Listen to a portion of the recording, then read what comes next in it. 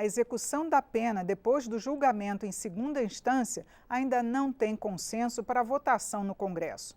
Em 2016, o Supremo Tribunal Federal passou a permitir o cumprimento de sentença penal condenatória após a confirmação em grau de recurso.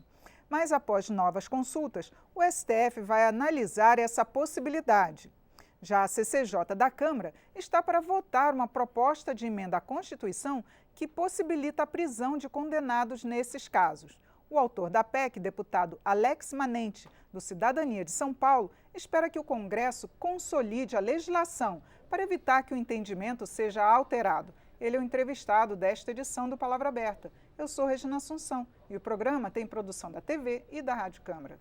Bem-vindo, deputado Alex. Olá, Regina. Uma satisfação estar aqui novamente para falar de um tema tão importante na vida de todos os brasileiros, que é a prisão em segunda instância. Sim, necessário, porque agora o Supremo está decidindo, mas o Congresso é que teria o papel de definir. Queria que o senhor falasse dessa proposta do senhor para a gente. Na verdade, o Supremo só muda de opinião de tempos em tempos, primeiro porque há uma alternância de ministros e pelo vazio constitucional que existe. Se não houvesse esse vazio constitucional, certamente o Supremo não se debruçaria diversas vezes nesse tema. Por isso é necessário avançarmos a nossa emenda constitucional, que ela possa ser amplamente debatida, possa encontrar os caminhos que levam àquilo que a sociedade anseia, que é o combate à corrupção e impunidade. Parece que é a quarta vez que o Supremo analisa. Assim. É a quarta vez em uma década. Significa que nós precisamos, de fato, dar essa estabilidade jurídica a um assunto tão relevante na vida das pessoas.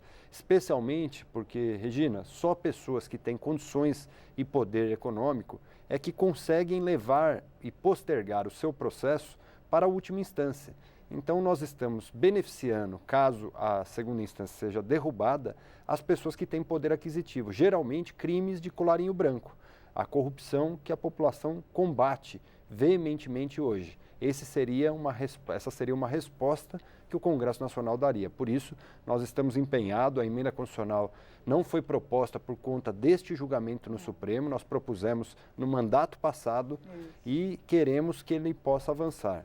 Estamos animados com a expectativa da CCJ definir a admissibilidade para iniciarmos a comissão especial. Inclusive, estava ainda no projeto anticrime que foi apresentado pelo ministro Moro, essa possibilidade também, não é isso? Estava, mas como projeto de lei, que eu tenho dúvidas, inclusive, se novamente nós não voltaríamos ao Supremo. O que nós precisamos resolver é esse vazio constitucional, só através de emenda.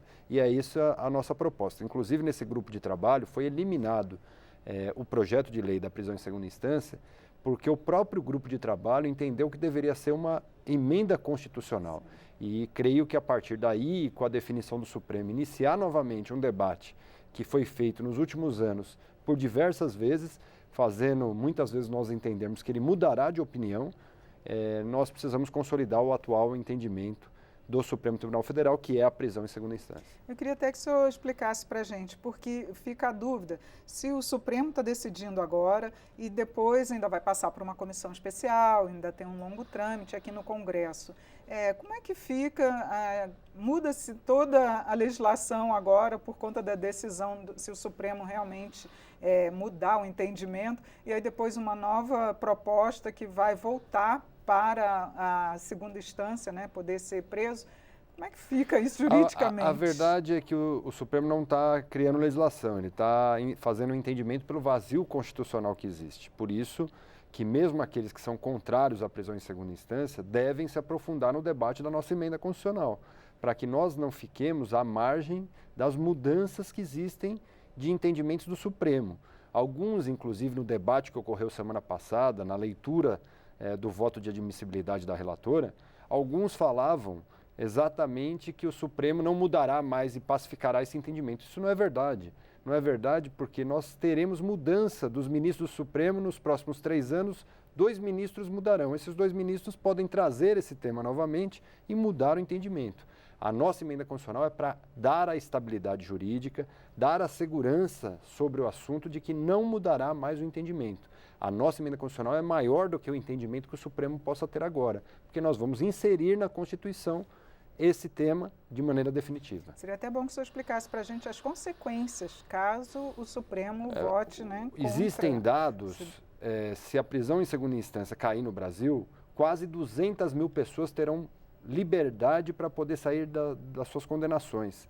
E eu volto a dizer, tem casos emblemáticos no Brasil de quem tem dinheiro e poder. 2 casos. Ex-senador Luiz Estevão demorou 20 anos para poder ser condenado porque ele postergou, quase prescreveu o crime.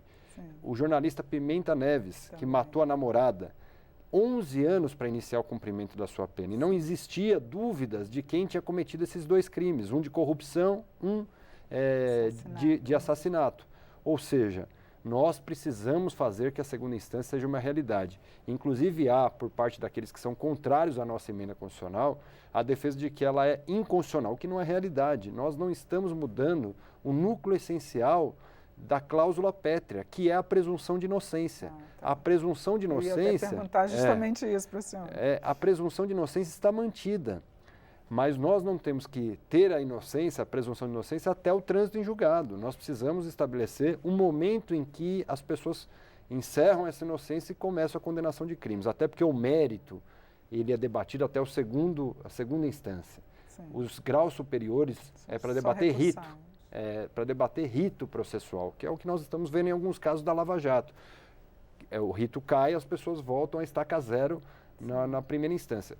Mas isso não muda o entendimento do mérito do crime que foi cometido. Agora, deputado, o presidente Rodrigo Maia, ele não quis colocar em votação essa PEC antes da decisão do Supremo. Isso não pode atrapalhar e se o Supremo vier realmente a votar contra a prisão em segunda instância, não pode até impedir que essa PEC vá adiante? Que o presidente Rodrigo Maia, que sempre me falou e todas as oportunidades que eu conversei com ele sobre esse tema, entende que é emenda constitucional para poder modificar, manter ou acabar de vez com a segunda instância por emenda constitucional, ele entende que nós, para levarmos adiante, precisamos esperar a definição do Supremo até para não entrarmos no enfrentamento, até porque a Casa teve oportunidades outras para poder debater esse tema e não debateu. Essa é a visão que ele possui. O que nós queremos agora, pelo menos, é garantir a admissibilidade dela, para que o presidente possa, no momento oportuno, criar a comissão especial. Há um longo trâmite para a gente percorrer com essa emenda constitucional. Sim. Ela não é votada na CCJ, se torna uma regra. Ela precisa passar por uma etapa que é longa. 40 sessões ainda 40 de uma comissão sessões, especial, uma comissão especial, formação dos membros, depois debate no plenário. Veja só, a Previdência que encerrou nessa semana, a Previdência encerrou no Senado essa semana, ela demorou 8 meses, mesmo com todo o empenho da maioria dos líderes. Então imagine algo que é tão polêmico quanto a prisão em segunda instância, quanto tempo demorará? Pelo menos 1 ano. E por isso nós precisamos iniciar esse percurso que é longo e que vai necessitar da inserção da sociedade nesse debate. Deputado, muito obrigada por sua participação e esclarecimentos para a gente. Eu agradeço e estamos à disposição. Esse é um tema que de fato mexe com todo o Brasil.